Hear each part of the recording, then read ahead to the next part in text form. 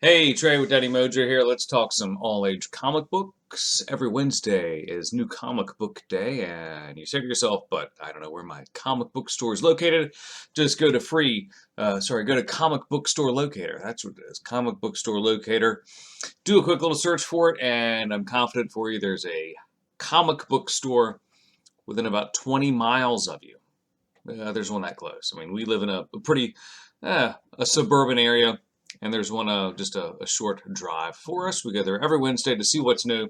And we're going to take a look at some of the newer all-age comic books that are going to be great for ages, or I'll say 8 and up. We're going to go over a couple of them right now. Sonic the Hedgehog from IDW Publishing. This is a really good comic book. It's I'll call it one of the gateway comic books because it's one of the first characters, one of the first comic books that those elementary school libraries are going to have. And most elementary school libraries are going to have some comic books. And usually Archie is going to be one, Sonic the Hedgehog, and a couple of others. It's a shame there aren't more, but they're going to have some individual issues of Sonic the Hedgehog. And this is issue number 50. Good news, bad news there. They're publishing a lot of them, which is great, but that also means that it's going to cost more. $7.99. That's the retail price. They all aren't that much, so if you're just jumping into the game, maybe you don't want to buy this one because it's almost $8. Buy issue 48 or 49. Check out the story and see if you're going to like it. Because one thing about Sonic the Hedgehog, the comic book, it's going to have more reading than your child might be comfortable with. We were a little surprised about that because our current 10-year-old has loved Sonic the Hedgehog for a couple of years. However, the comic books have always had a little too much reading for him to really embrace them as well as I thought he would. But if you're going to read the comic book with your child, jump on in. It's great. Sonic the Hedgehog number 50 from IDW Publishing. It's out this week. Also, this one, it may not seem like an all-age comic book because there are going to be one or two instances of a bad word. Usually think of something that would block a large moving body of water. And that might be in the comic book once or twice. It's The Amazing Spider-Man. And here's why we say it's an all-age comic book. Because realistically, I mean, I look back at the comic books I read when I was a kid. That word was in there, I think, but the action and the reading is such that that's what kids are going to want to read. If you were just to give them, being kids who want an all-age comic book, if you were just to give them something that the masses consider an all-age comic book, it's going to be so lame and so mamby-pamby that they're not going to want to read it. That's the difference with Amazing Spider-Man, and to an extent some of the other big-tier titles from the top two publishers. More on that in another podcast. But as a good starting point, The Amazing Spider-Man, this is issue number 4. Yeah, it rebooted, but I think you'll dig it. Our 12-year-old loves this series and has been reading it since he was about 8.5. It's really good. I'm not really that fan. I'm not really fan of the current storyline, but our son is, and that's the important part. It's The Amazing Spider-Man number 4. It's out this week. Graphic novels.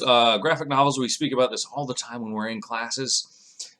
That is such a great way to get those reluctant readers into the literary passion and the literary habit of reading and wanting to read and understanding that, because especially as they get into 5th grade, they're going to have to follow a strong narrative. Graphic novels are one step to having them do this. Artemis Fowl is a book series that thousands, hundreds of thousands, millions of kids know. They know the property, they know the intellectual property. This is a graphic novel. Again, this is going to be for those kids, I'll call them reluctant readers, who know Artemis Fowl, but maybe they were intimidated by the books that spurned this graphic novel series. This is the 3rd one in the graphic novel series. It's the Eternity Code, and it's a graphic novel. But I think you'll dig it. It's obviously going to have less reading than the books, the Artemis Fowl books, but it's going to be as entertaining. I think you'll like it. Now, sometimes we run across a book that we haven't even read yet, but we have to mention it because the publisher has such an amazing track record that it's almost a perfect track record. And here are two from such publishers. No Brow, Flying Eye Books. They've produced a lot of great STEM type illustrated books that we love, but they also do a lot of great graphic novels. The Hilda series, the Hilda picture illustrated book series, boom! These are the cats that did that. And so whenever we see a book that is on Flying Eye, even if we're not familiar with it, we pay attention to it and we say, you know what, this is probably going to be awesome. This one does not look like it's any exception but that. It's Curse of the Chosen by Alexis Deakin. Curse of the Chosen, Volume 1, A Matter of Life and Death, and a Game Without Rules. It looks very Middle-earthian. I'm going to read the description because I'm not familiar with this at all. A stunning fantasy epic unlike any other. After an evil sorceress casts a spell, a community is sent into a tailspin fighting for survival. The chief matriarch is dying. Drawing her last breath, she declares a contest. Let fate decide the one who is worthy to rule. 50 souls are summoned into the night, 50 souls bound by the same fate, but this is no ordinary trial, and they'll soon discover that the stakes are higher than any of them could have imagined. This is a reprint from Alexis Deakin. Alexis Deakin's Geese, Volume 1, A Matter of Life and Death, and Geese, Volume 2, A Game Without Rules. So I believe it compiles the two into one big fat graphic novel. Looks beautiful. Looks it looks realistic, but obviously a graphic novel in presentation. So again, see the previous conversation. I'm going to call this is going to be great for those ages 10 and up, just because it looks a little more realistic than some of the other fare that they might be used to. But if you're 8 and up, check this out. From the same publisher, Flying Eye Books, No Brow, Sisters of the Mist by Marilyn Spage. I think I got that right, Marilyn. Basically, 3 sisters stuck in the forest. Magical abilities, looks great. The art looks like the kind that Boom Studios does so well. And it's also the art that those kids in 4th grade love and will jump into headlong. And it's a graphic novel. Kids love graphic novels. You've heard that, haven't you? Sisters of the Mist. It is from No Brow, Flying Eye Books. Haven't read it. Looks great for those kids in, I'll say, mid-4th grade and up. Teen Titans was a great, Teen Titans Go, was a great monthly, actually bi-monthly comic book from DC Comics. A couple of years ago, they stopped that with the promise that they would continue producing new content and graphic novels, and that's what they've done here. Teen Titans Go, Undead, what?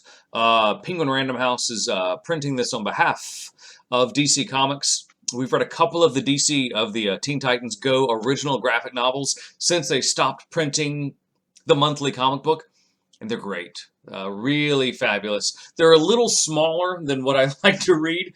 Like they're not the size of a graphic novel if you're familiar with the size of it, but it's still really good. And my middle-aged eyes aren't the intended audience. It's going to be those readers who are in 4th grade and up, and Teen Titans Go. These graphic novels hit the nail squarely on the head. So if you've got a kid who loves the show on Cartoon Network, maybe you got HBO Max and you're watching it there and you say, I want to read something, this is your avenue. Teen Titans Go, Undead. It is a brand new graphic novel and you will completely dig it. What are you reading? Are you reading any cool kid comics that we need to know about? If that's the case, just hit us up on Twitter or shoot us an email at DaddyMojo or hashtag DaddyMojo, whatever suits your fancy, or shoot us an email, Trey at daddymojo.net.